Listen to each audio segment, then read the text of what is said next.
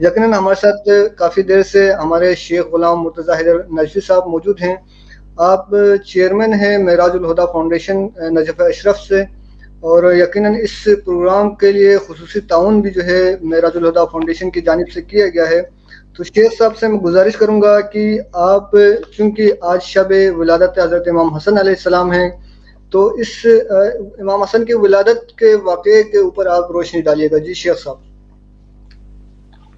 اعوذ باللہ من الشیطان الرجیم. بسم اللہ الرحمن الرحیم. الحمد للہ رب العالمین. الصلاة والسلام علی اشرف الانبیاء والمرسلین حبیبنا و حبیب العالمین ابی القاسم محمد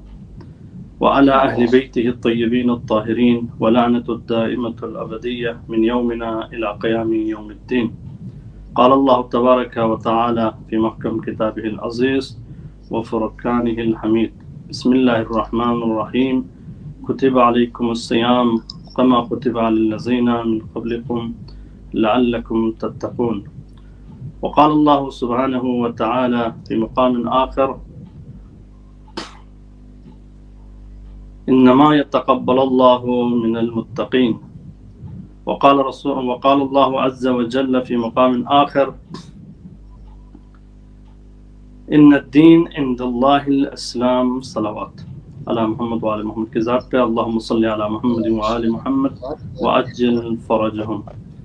بسم الله الرحمن الرحيم. اللهم قل لوليك الحجة بن الحسن صلواتك عليه وعلى آبائه في هذه الساعة وفي كل ساعة وليا وحافظا وقائدا وناصرا ودليلا وعينا حتى تسقنه أرضك طوعا وتمتعه فيها طويلا برحمتك یا ارحم الراحمین. سامعین و ناظرین کی خدمت میں نجف اشرف کی سرزمین سے آپ کے سامنے بندہ حاضر ہوں. اللہ رب العزت میرے دوست محمد حسن صبا صاحب اور بول نیٹ ورک کے تمام منتظمین کا میں ممنون و متشکر ہوں کہ انہوں نے یہ موقع دیا کہ اس عظیم فریضے کو، اس عظیم خدمت کو اس نیٹ ورک کے ذریعے سے آپ تک پہنچانے میں آپ کا کردار اور آپ کے کاوش اور آپ کی خدمات قابل تحسین ہے. اللہ رب العزت ہمارے دوست ڈاکٹر جواد حیدر ہاشمی صاحب، ان کا بھی ہم مشکور ہیں. یہ سوشل میڈیا میں ان کے جو خدمات اور کالم نگاری کے ذریعے سے، اپنے زبان کے ذریعے سے، اپنی تقریر کے ذریعے سے، اپنی تحریر کے ذریعے سے یہ بھی خدمت انسانیت اور خدمت دین میں مشغول عمل ہے، اور ہمیشہ سامعین و ناظرین کے لیے دعا گو بھی ہیں. اللہ تعالیٰ آپ سب کو بھی آفتوں، مصیبتوں، پریشانیوں سے محفوظ رکھے. میں نے جس آیت مجیدہ کو سرنامے سخن قرار دیا، کائنات کا پروردگار انسان کو اپنی طرف بلانے کے لیے جو پیغام، جو خدمت، جو میسیج ہمیں اور آپ کو دیا کلام مجید کے ذریعے سے، وہ ہر نبی نے بیان کیا، ہر رسول نے بیان کیا، حتیٰ ائمہ ہدیٰ علیہ السلام نے بھی اس پیغام کو پہنچایا. وہ یہ ہے کہ پروردگار عالم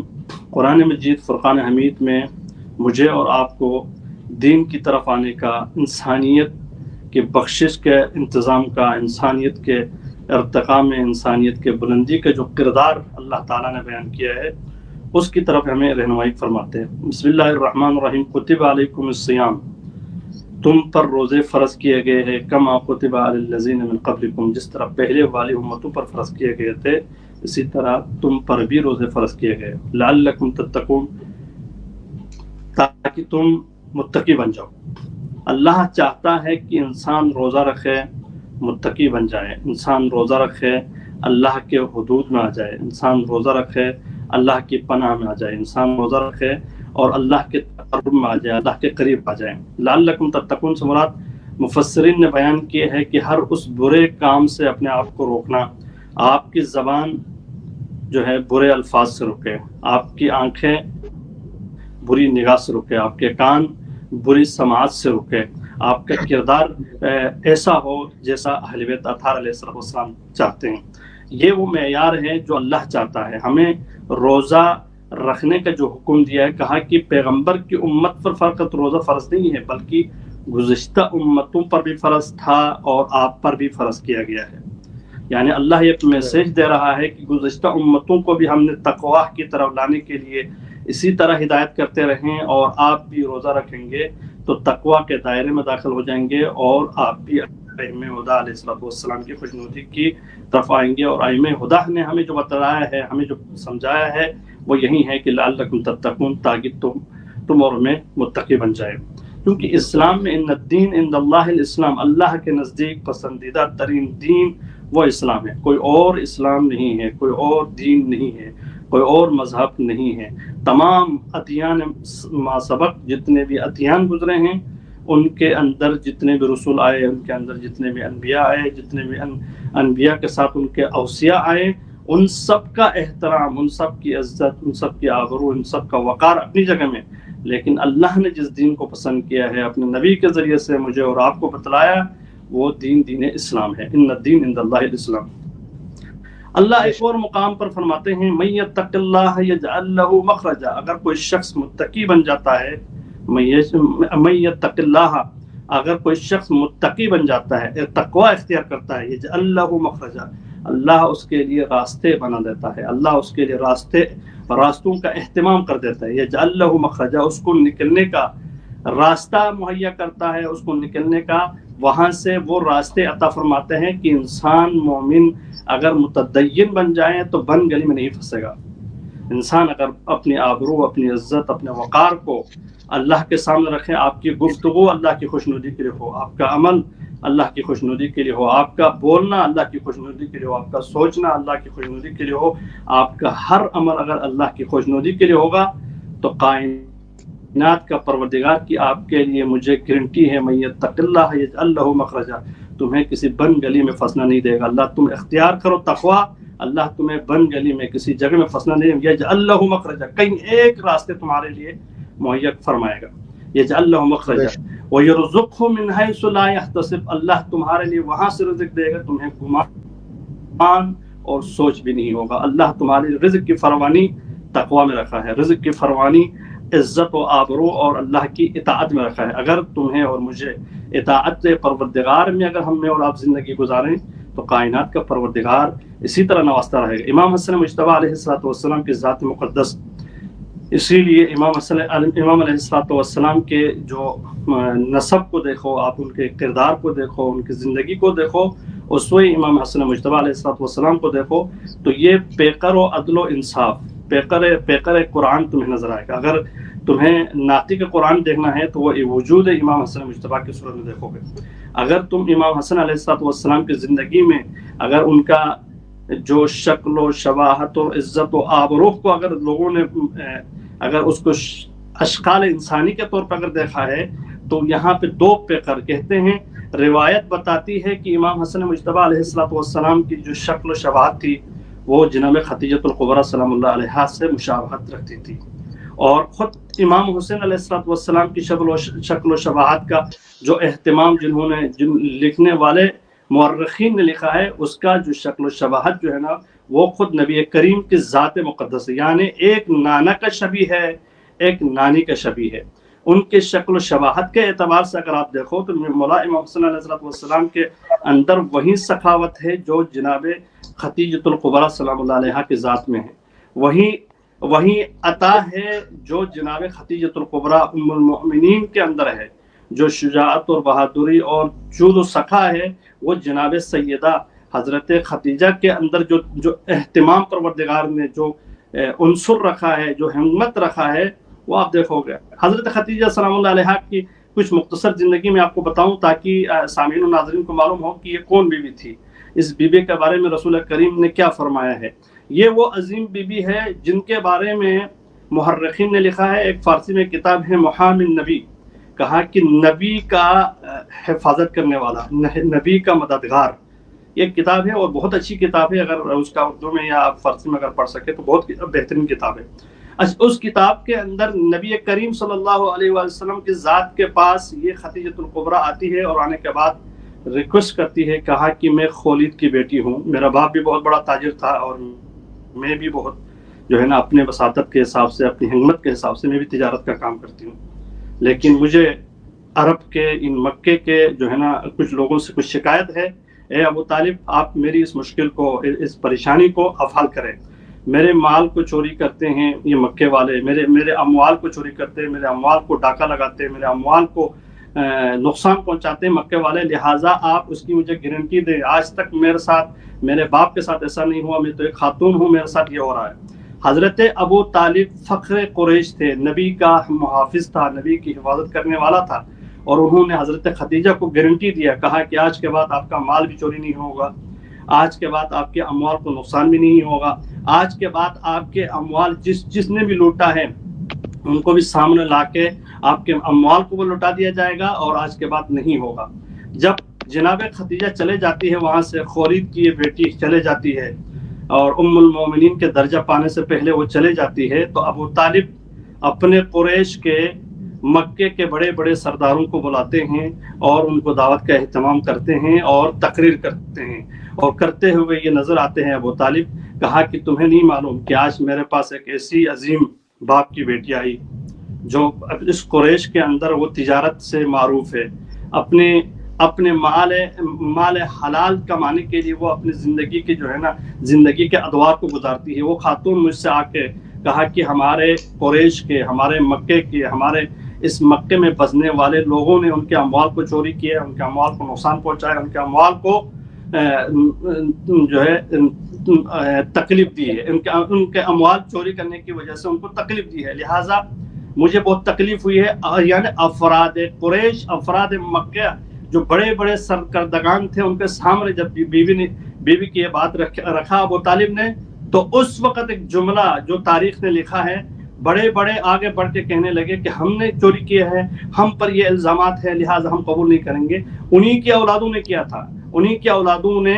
نقصان پہنچایا تھا، انہی کے اولادوں نے دھوکہ دیا تھا، انہی کے اولادوں نے مکے کے اندر تجارت کرنے سے جناب خولید کی بیٹی خدیجۃ الکبریٰ کو نقصان اور ان کو تکلیف دیا تھا. لیکن ابو طالب نے کہا، ایک جملہ کہا جو آج بھی اگر تجارت کرنے والے افراد اس چیز کو وہاں سے کوٹ کرتے ہیں، کہا کہ زندگی کا بہترین ہنر ابو طالب نے ہمیں سکھایا. وہ کیا تھا؟ وہ یہ تھا کہ جناب ابو طالب نے کہا کہ جس کے پاس بھی جو بھی اموال ہے وہ مجھے دے دے، اور انشاءاللہ کچھ عرصے کے بعد میں آپ کے مال کو اور آپ کے مال کے پروفٹ کے ساتھ میں تمہیں واپس کر دوں گا. جب یہ کہا تو وہ سارے لوگوں نے جس نے جو چورایا، کسی نے بکری چورایا، کسی نے اونٹ چورایا، کسی نے سامان اٹھایا، کسی نے ان کے کچھ بھی اٹھایا ہے وہ لا کے واپس ان کو دے دیا. اور جناب خدیجہ کو جناب خدیجہ کو پیغام بھیجا، کہا کہ آپ کے اموال واپس مل گئے ہیں.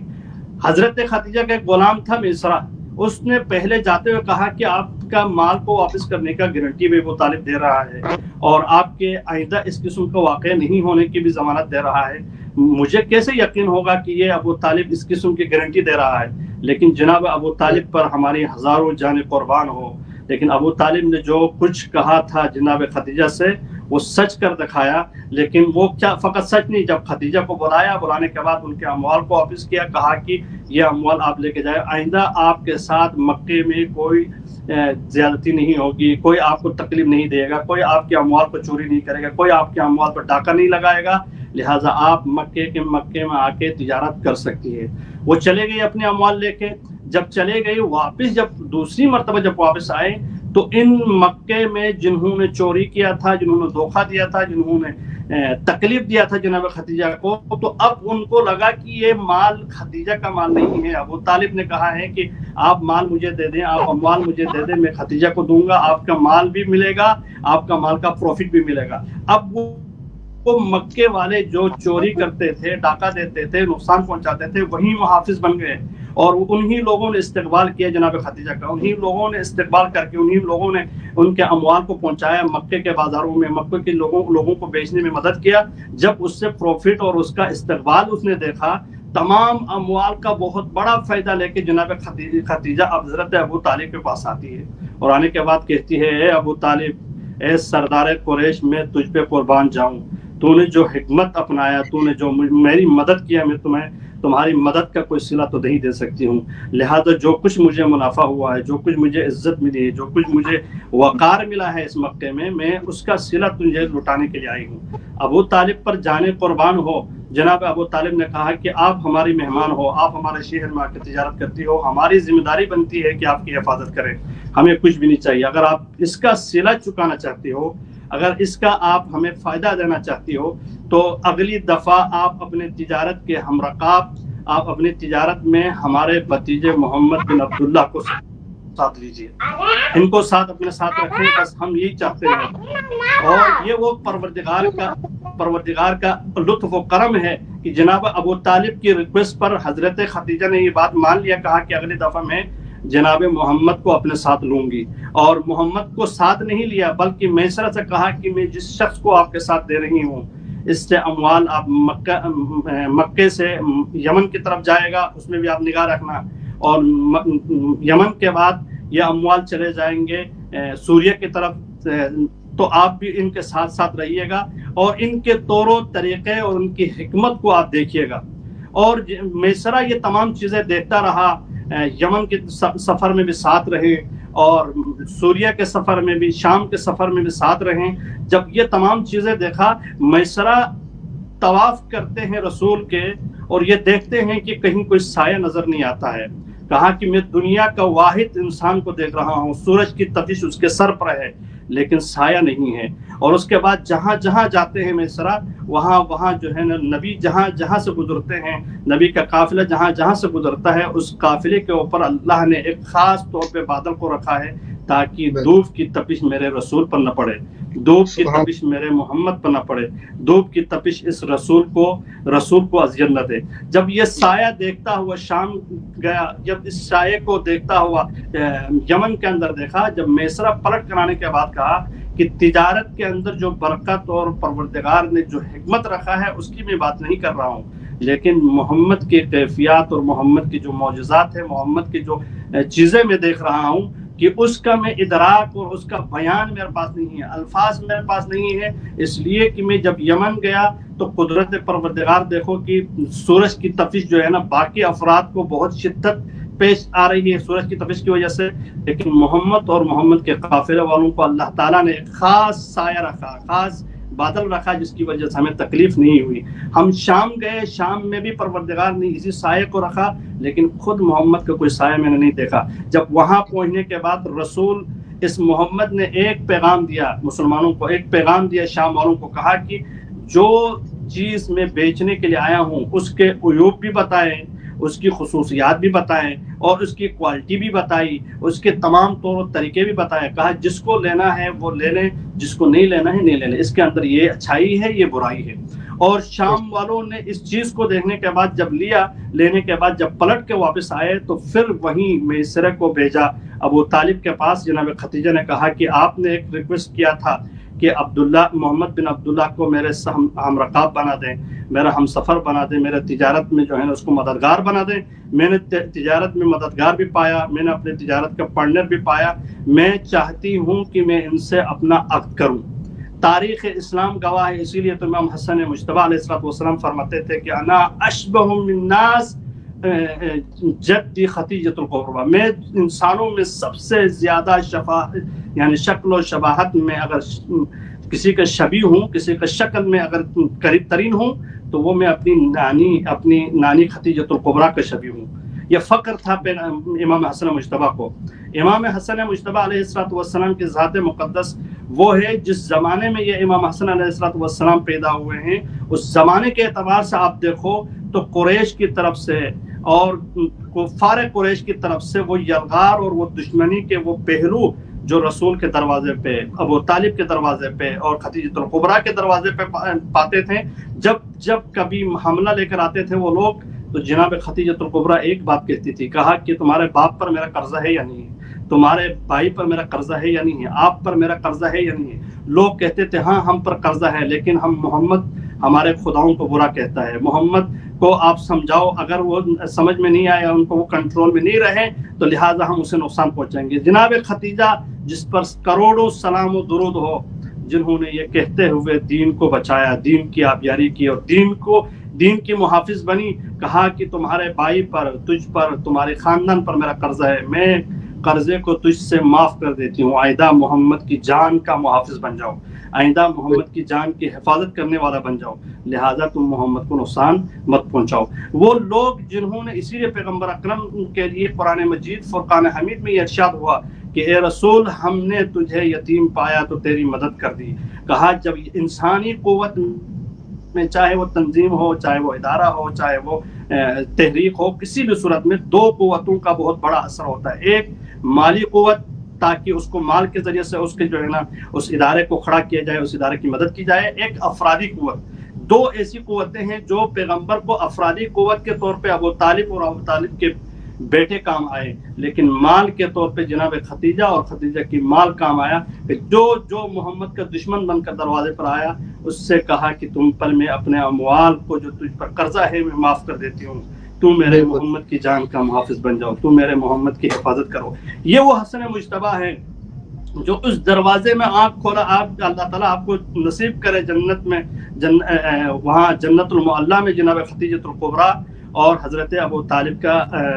قبر مطہر وہاں موجود ہے۔ اللہ آپ کو نصیب کرے مکہ خانہ کعبہ جہاں مکہ معظمہ ہے، وہاں جہاں سائی صفا مروہ کے آپ سائی کرتے ہیں، وہاں ایک جگہ ہے جہاں آج سعودی گورنمنٹ نے وہاں ٹوائلٹ بنائے ہیں، جس کے قریب ہی حضرت خدیجہ کا بیت تھا، جس پہ اللہ نے قرآن مجید آیات مبارکہ نازل کیا اس دروازے پہ۔ جو خدیجۃ الکبریٰ اسلام کے گہوارہ بنا، اسلام کا محافظ بنا، اور اسلام کی آبیاری کے لیے خدیجہ نے اپنا مال قربان کر دی، اور وہ خدیجۃ الکبریٰ جنہوں نے اپنا شبیہ ایک حسن مجتبیٰ جیسے بیٹے کو میرے لیے اور آپ کے لیے جو مشعل راہ بنایا۔ امام حسن مجتبیٰ علیہ السلام فخر کرتے تھے کہ میں اس کا بیٹا ہوں جس نے اپنے اموال کو میرے لیے، میرے نانا کے لیے جو ہے قربان کر دیا، میں اس کا بیٹا ہوں۔ میری ماں کو جب میری دادی یاد آتی تھی، یعنی میری نانی یاد آتی تھی، تو وہ فخر سے کہتی تھی کہ ملکۃ العرب تھی میری ماں، اور جس نے اپنے مال کو، اپنے زر کو، اپنے اموال کو قربان کیا اور رسول کی حفاظت کے لیے، پیغمبر کی حفاظت کے لیے، کیونکہ محامی رسول حضرت ابو طالب کو کہا جاتا ہے، اس لیے کہا جاتا ہے کہ اپنے بیٹوں کو پیغمبر کی جگہ میں سلاتے تھے تاکہ پیغمبر محفوظ رہے۔ کبھی جعفر کو سلاتے تھے، کبھی عقیل کو سلاتے تھے، کبھی طالب کو سلاتے تھے، کبھی علی کو سلاتے تھے تاکہ پیغمبر محفوظ رہے۔ پیغمبر کو قتل کرنے والے آ کے قتل کرنا چاہتے تھے، لیکن آپ نے دیکھا ہوگا کہ وہ شب جس کے لیے دنیا کا ہر شخص یہ کہتا ہے، اسی لیے کہا کہ رضائے پروردگار کو حضرت علی نے خرید لیا تھا اس شب کو، جس شب پیغمبر ہجرت کر رہے ہیں اور اس بسترے پہ علی سکون کے ساتھ سو رہے ہیں۔ سونے والا اور اس منظر کو دیکھنے والا محسوس کرتے رہیں کہ سونے کا انداز اور اس لیٹنے کا انداز اور اس بیٹھنے کا انداز رسول جیسا ہے۔ پوری رات سوئے، جیسے صبح اٹھے تو وہ کون تھے؟ علی تھے۔ یہی اسی لیے پیغمبر اکرم نے کہا کہ میں امین اور صادق اسلام سے پہلے کفار و مشرکین نے پایا تھا اس کو، تو تبھی اپنے اموال کو حضرت کے حوالے کر دیتے تھے۔ اسی لیے جب شب ہجرت علی کو کہہ کے گئے تھے کہ علی میں تو جا رہا ہوں، میرے پیچھے تو اپنے ساتھ جو ہے نا فاطمہ اور تمام مستورات کو لے کے آ جانا، لیکن جو امانتیں کفار و مشرکین کے میرے پاس ہے تو اسے واپس کر کے آنا۔ یہ وہ امانتیں ہیں جو رسول نے جس کو امین ٹھہرایا، اپنی جگہ میں جس کو بٹھایا، اپنے بستر پہ جس کو بٹھایا، اپنے بعد اموال کو واپس کرنے کی ذمہ داری دی، اپنے بعد اموال کے ساتھ ساتھ مستورات کو بحفاظت مکہ پہنچانے کا، جس کو مدینہ پہنچانے کا جس کو گارنٹی دی، جس کو رسول کی ذات ہے، وہ علی ابن رسول کی ذات ہے، علی ابن ابی طالب علیہ السلام کی شکل و صورت میں دیکھے گئے۔ بس ایک آخری چھوٹا سا مختصر واقعہ کہ تاکہ آپ کو مجھے جو ہے نا یہ واقعات اور ان چیزوں کے ذریعے سے جو ہے نا ہم نصیحت حاصل کر سکیں۔ ہمارے استاد ایک جگہ میں ایک دکان پہ بیٹھے ہوئے تھے، تو ایک شخص آیا وہاں پہ، تو انہوں نے کہا کہ میری طرف سے اس شخص کو جو مانگنے والا ہے اس کو 100 روپے دے دو۔ وہ دکاندار دروازے پہ جانے کے بعد پھر پلٹ کے واپس آئے ہمارے استاد کے پاس، آنے کے بعد کان میں کہا کہ یہ شخص مستحق نہیں ہے، لہٰذا آپ اپنے اس 100 روپے کو اس جگہ میں خرچ نہ کریں۔ کیا جملہ میرے استاد نے کہا ہے! الحمدللہ جب سے میں نے اپنے اس استاد کو جملہ سنا اور میں نے محسوس کیا، اور اس دن سے لے کے آج تک جب مجھے کبھی اللہ توفیق دیتا ہے نا، تو پھر میں اپنے استاد کے اس جملے کو یاد کرتا ہوں اور اللہ کے حضور میں دعا کرتا ہوں کہ اللہ ہمیں بھی ایسا عمل کرنے کی توفیق دے۔ وہ جملہ یہ تھا، کہا کہ آپ اسے دے دو، اس کو مستحق ہے یا نہیں ہے مت دیکھو، اس لیے کہ جس رب نے ہمیں دیا ہے اس نے کیا ہمیں مستحق سمجھ کے دیا ہے؟ ہم جو کام کر رہے ہیں کیا اللہ یہ نہیں دیکھ رہا ہے کہ ہم جو کام کر رہے ہیں، ہم جو کھا رہے ہیں، ہمیں جو مل رہا ہے، کیا اللہ مستحق سمجھ کے دے رہا ہے؟ اگر حق کے پروردگار اگر چاہتے ہو تو ہم اس کا حق ادا نہیں کر سکتے ہیں، کیونکہ اللہ تعالیٰ کے حضور میں ہر چیز کے لیے ہم شکر گزار بنے تب بھی اللہ کا حق ادا نہیں کر سکتے ہیں۔ اس دن سے لے کے آج تک ہم نے یہ کوشش کی، ہماری زندگی میں یہ ایک تبدیلی آئی کہ اس دن سے لے کے آج تک جو بھی درخواستیں آتی ہیں ہم یہ نہیں دیکھتے ہیں کہ بھائی ایک بندے نے اپنی ریکویسٹ ہمارے پاس بھیجا ہے تاکہ مومنین کے ذریعے سے اس کی مشکل، اس کی پریشانی حل ہو۔ اب اس کے بعد ہم نے نہیں دیکھا ہے کہ ہم یہ مستحق ہے یا نہیں ہے، اس نے اپنی ضرورت ہمارے پاس پیش کیا ہے، ضرورت کو مومنین تک پہنچایا تاکہ مومنین اس کے ساتھ تعاون کرے، اس کے ساتھ مالی مدد کرے۔ یہ وہ خدیجۃ الکبریٰ کی سخاوت تھی کہ اسلام پر آنے والا، محمد کا دشمن بننے والا اور پیغمبر اور اولاد رسول کے خلاف جو بھی دروازے پر آتے تھے ان سے صرف جناب خدیجۃ الکبریٰ سلام اللہ علیہا فرماتی تھی کہ تم چاہتے ہو کہ تم سے، تمہارے باپ سے، تمہارے بھائی سے قرضہ معاف ہو تو آپ اس کے بدلے میں جو ہے نا ابو طالب اور ابو طالب کے بھتیجے کی جو ہے نا جان کی حفاظت کا ذمہ دار بنے اور اسلام قبول کریں، میں تجھ سے یہ قرضہ معاف کر دیتی ہوں۔ ان کی نسلیں جناب خدیجۃ الکبریٰ کے دیے ہوئے صدقات اور دیے ہوئے قرضے سے معافی شدہ لوگ ہیں جو اسلام کی طرف آئے ہیں، اور اولاد پیغمبر کا یہ وطیرہ رہا ہے کہ امام حسن مجتبیٰ جب دسترخوان بچھاتے تھے اور کھانے والے وہاں کھاتے بھی تھے اور لے کے جاتے بھی تھے، اور جب کبھی کسی کو دیکھا کہ وہ کھا بھی رہا ہے اور ساتھ ساتھ جو ہے نا اپنے کسی تھیلے میں، اپنے کسی اس برتن میں جو ہے نا وہ کھانا بھی ڈال رہا ہے، تو امام حسن مجتبیٰ بڑھ کے کہنے لگے کہ تم جو کھا رہے ہو جتنا کھانا چاہتے ہو کھاؤ، اگر تم اپنی فیملی کے لیے، اپنے بچوں کے لیے لے کے جانا چاہتے ہو ہم آپ کے لیے دے دیں گے، آپ لے کے بھی چلے جاؤ۔ یہ وہ دسترخوان ہے جس میں بیٹھنے والا سیر ہو کے جاتا ہے، کبھی بھوکا نہیں جاتا ہے۔ تو وہ شخص کہنے لگا کہ مسجد میں نے ایک شخص کو پایا ہے کہ وہ پانی کے ساتھ خشک روٹی کھا رہا ہے، میں اسے دینے کے لیے جا رہا ہوں۔ تب مولا کائنات حسن مجتبیٰ، مولا کائنات کے فرزند حسن مجتبیٰ نے یہ آواز دے کے کہا، جس کو تم فقیر سمجھ رہے ہو، جس کو تم محتاج سمجھ رہے ہو، یہ اسی کا دسترخوان ہے، میں اسی کا بیٹا ہوں، لہٰذا آپ کو جتنا کھانا ہے کھائیں۔ علی علیہ السلام ہم کردار میں بھی علی تھے، ہم رفتار میں بھی علی تھے، اور ہم گفتار میں بھی علی تھے۔ اللہ تعالیٰ آپ کو ہمیں جو ہے نا سیرت اہل بیت اور سیرت امام حسن مجتبیٰ علیہ السلام کو سمجھ کر اس پر عمل کرنے کی توفیق عطا فرمائے۔ آمین یا اللہ، آمین یا اللہ۔ شیخ صاحب بہت شکریہ، آپ نے بڑے مفصل انداز میں جو ہے ماہ رمضان مبارک کے روزوں کے حوالے سے اور حضرت خدیجۃ الکبریٰ کی زندگی کے حوالے سے اور حضرت امام حسن علیہ السلام کی زندگی پر روشنی ڈالی۔ آپ ہمارے ساتھ رہیے گا، آپ سے جنگ بدر کے